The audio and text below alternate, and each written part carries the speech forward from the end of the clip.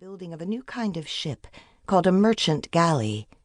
It was wider and longer than existing ships, and was propelled both by sail and by 200 oarsmen.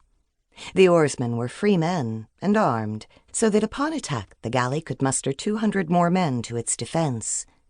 She went down to the arsenal to see several upon the ways, and even saw one of them launched, and was impressed with the nimble way the craft took up the wind in its sails and its speed over water when it did. Along with the rest of Venice, they all spent extended periods down at the arsenal, watching the galleys being built, and they never missed a launch.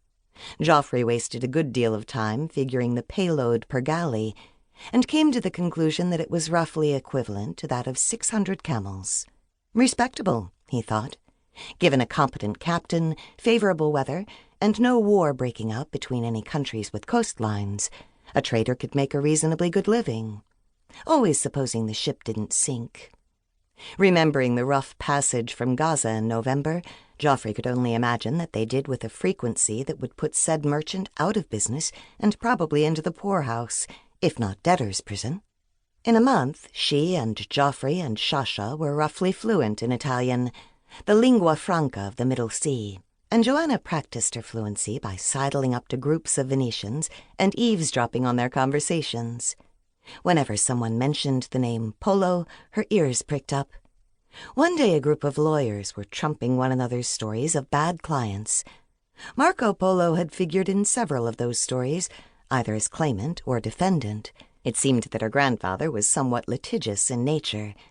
She was smart enough during these intelligent forays not to draw attention to herself, drifting off when anyone looked her way, but gossip along with trade goods was the fuel that powered Venice, and it was amazing how much information she managed to acquire on the inmates of the Polo Palazzo, or, as it was known more familiarly, Ca Polo. Upon his return from Cambaluc, or Cathay, as the Venetians would have it, her grandfather, his father and his uncle had had some problems re-establishing themselves in Venetian society.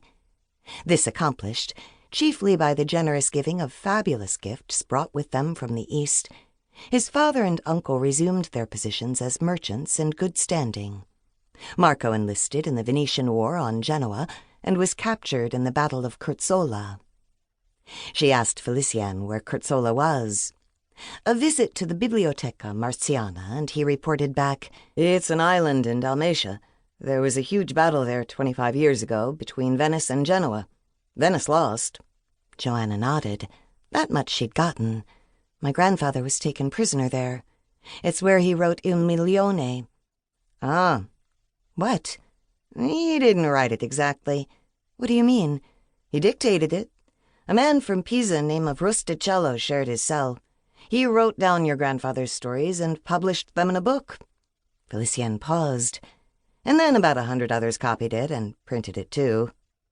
Johanna looked at him and he held up his hands, palms out. Don't believe me, go look for yourself.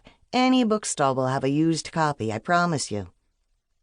Venice boasted one average bookstore per canal, and that was just between bridges.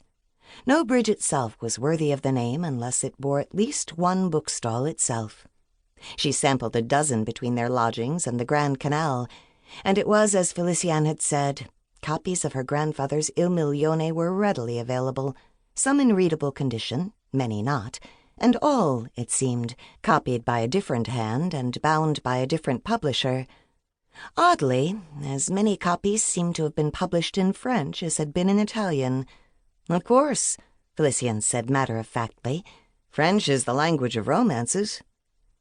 Johanna compared pages of a few of these diverse editions side by side and found very little uniformity of text between them.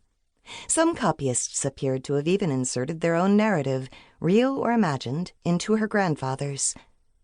One thing was sure. Everyone in Venice had heard of Il Milione.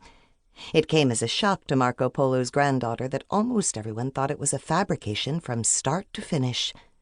Johanna, increasing her written Italian and French, was working her way through the fairest copy she could find of the earliest possible date of original publication, side by side with a French edition, and noted that the more fabulous of the tales her grandfather had been careful to begin with "men say" on the fact.